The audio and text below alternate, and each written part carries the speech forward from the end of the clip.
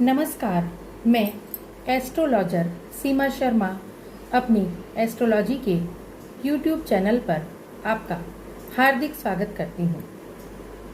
आज मैं जिस विषय पर आपसे चर्चा करने जा रही हूँ वह एक बहुत ही महत्वपूर्ण विषय है और वह है हमारी शिक्षा का।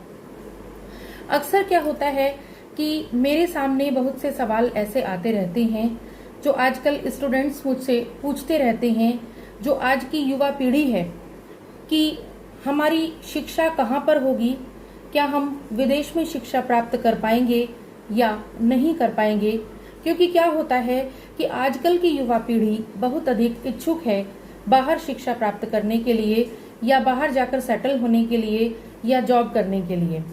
तो उसके लिए अक्सर स्टूडेंट्स मैंने देखा है कि कोशिश करते रहते हैं और मेरे सामने सवाल भी आते हैं कि मैम, क्या मैं बाहर शिक्षा प्राप्त कर पाऊंगा या कर पाऊंगी और मेरा बाहर शिक्षा का योग है या नहीं है।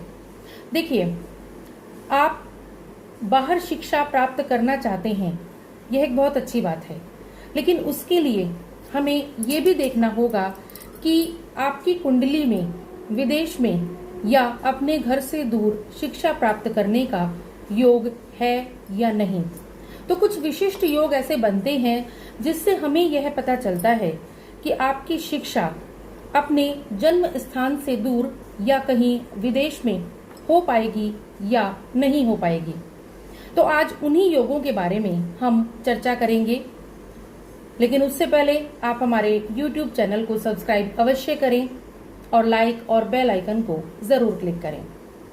तो आइए, बहुत ही आज मैं कोशिश करती हूँ कि आपको सरल शब्दों में समझाऊं कि आपकी शिक्षा का योग अपने जन्म स्थान से दूर या कहीं विदेश में बन सकता है या नहीं बन सकता है, या कहाँ पर आप शिक्षा प्राप्त कर सकते हैं। मैं आपको पहले भी बता चुकी हूँ कि हमारी कुंडली में जो हमारा पंचम भाव होता है वह हमारी शिक्षा का भाव होता है, और पंचम भाव में किस तरह के ग्रह बैठे हुए हैं और पंचम भाव के स्वामी की क्या स्थिति है, उसको देखकर ही हमें अपनी शिक्षा के बारे में पता चलता है। तो किस तरह की शिक्षा हम हासिल करेंगे यह तो पंचम भाव से और उसमें बैठे हुए ग्रहों से भी पता चल जाता है।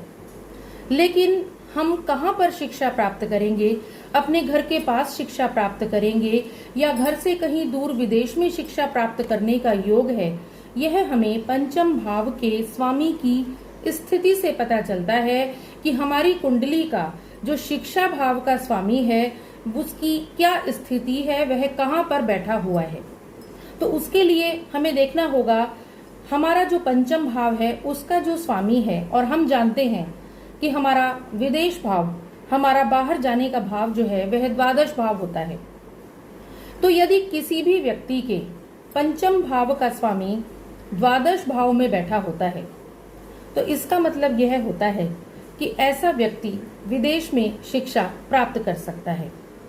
इसके साथ ही एक और योग बनता है जिससे हमें पता चलता है कि आप विदेश में शिक्षा प्राप्त कर सकते हैं यदि किसी भी प्रकार से पंचमेश और द्वादशेश का संबंध आपस में बन जाए, यानी कि पंचमेश और द्वादशेश एक साथ बैठ जाएं, तब भी विदेश में शिक्षा प्राप्ति का योग बनता है।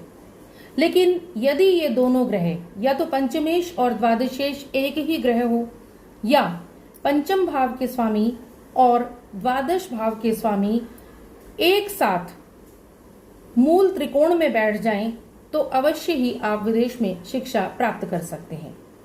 यानी कि पंचम भाव के स्वामी और द्वादश भाव के स्वामी यदि प्रथम भाव, पंचम भाव या नवम स्थान पर बैठे हुए हों और अच्छी स्थिति में हों और उन पर शुभ ग्रहों की दृष्टि भी हो, तो अवश्य ही आप विदेश में शिक्षा प्राप्त कर सकते हैं। लेकिन आपको यह भी देखना होगा कि आपका पंचमेश मजबूत स्थिति में हो, उसकी अच्छे ग्रहों के साथ युति हो और अच्छे ग्रहों की दृष्टि उस पर पड़ रही हो। तो इस तरह के कुछ योगों के माध्यम से हम पता लगा सकते हैं कि हम विदेश में शिक्षा प्राप्त कर सकते हैं या नहीं कर सकते हैं। तो यदि आप भी अपने घर से दूर कहीं बाहर या विदेश में शिक्षा प्राप्त करना चाहते हैं तो आप अपनी कुंडली का विश्लेषण जरूर कराएं। कुछ छोटे छोटे योग मैंने आपको बताए हैं जिनसे आप यह पता कर सकते हैं कि आप बाहर शिक्षा प्राप्त कर सकते हैं या नहीं कर सकते हैं। तो यदि आपको अपनी शिक्षा से संबंधित और भी सवाल आपके मन में आते हैं तो आप हमारे डिस्क्रिप्शन बॉक्स में दिए हुए नंबर पर कांटेक्ट कर सकते हैं।